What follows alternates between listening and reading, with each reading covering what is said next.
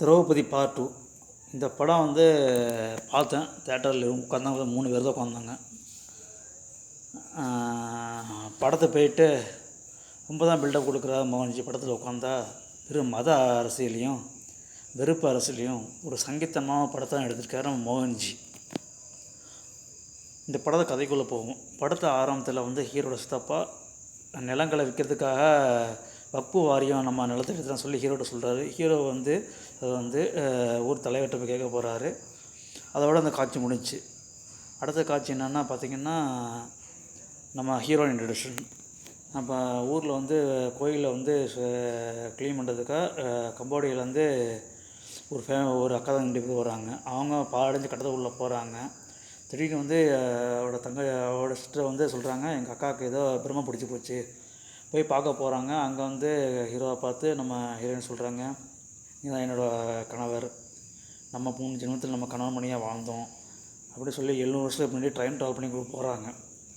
700 வருஷம் முன்னாடி போனால் அங்கே நட்டி ஒரு ராஜாவாக இருக்கார்.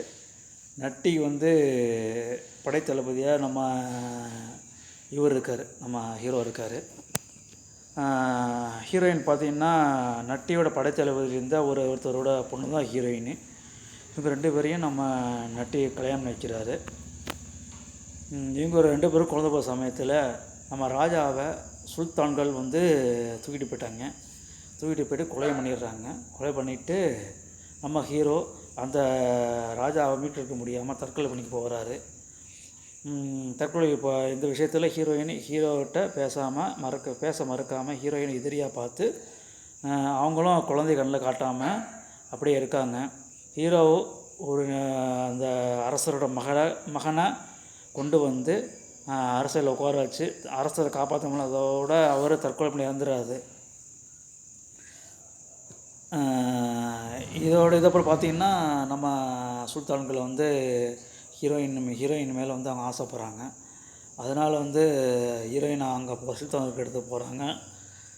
எடுத்துகிட்டு போயிட்டு அங்கே ஹீரோயினில் சண்டை போட்டு சுல்தானால் கொண்டுடுறாங்க. வீர திரௌபதியாக அவங்க மறுபடியும் வராங்க. அதோட படத்தை முடிக்கிறாங்க. இதுதான் படத்தோட கதை. இந்த படத்தில் வெறும் மத வெறுப்பையும் இந்துத்துவத்தையும் நோக்கி தான் இந்த படம் எடுத்திருக்காங்க. மோகன்ஜி ஒரு தற்குறி இயக்குனர். இந்த படத்தில் ஸ்க்ரீன் ப்ளே அளவுக்கு ஒன்றுமே இல்லை. பாகுபலி படத்தை பார்த்தீங்க, 6வது படத்தை பார்த்து இந்த பார்க்கணும்னு சொன்னார். இந்த படத்தில் அந்த அளவுக்கு ஒன்றும் இல்லை.